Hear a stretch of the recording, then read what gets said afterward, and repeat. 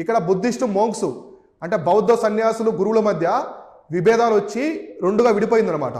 ఒకటేంటి హీనాయన శాఖ.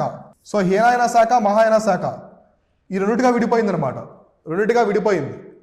ఇక్కడ మహాయాన శాఖ విడిపోవడానికి ప్రధాన కారణం ఎవరంటే, దీన్ని తీసుకొచ్చింది ఎవరంటే ఆచార్య నాగార్జునుడు. సో ఆచార్య నాగార్జునుడిని ప్రపౌండర్ ఆఫ్ ది మహాయాన శాఖ అంటారు. అంటే మహాయాన శాఖకి ఎక్కువ ఇంపార్టెన్స్ ఇచ్చింది ఎవరంటే ఆచార్య నాగార్జునుడు. ఆయనే కొంతమంది బుద్ధిజంలో ఉండే వ్యక్తుల ఫాలోవర్స్ని పక్కకు తీసుకెళ్ళి మహాయాన బౌద్ధ శాఖను తీసుకొచ్చాడు. హీనాయన బౌద్ధ శాఖ సపరేట్గా ఉంది. ఇలా రెండుగా విడిపోయింది. అయితే ఇక్కడ ఎందుకు విడిపోయిందంటే, ఈ హీనాయన శాఖ వాళ్ళేమో పాలీ భాష మాట్లాడదామంటారు. మొట్టమొదటిసారిగా పాలీ భాష ఉంది, సామాన్యుల భాష, దాన్నే పాటిద్దామని చెప్పి చెప్తారు.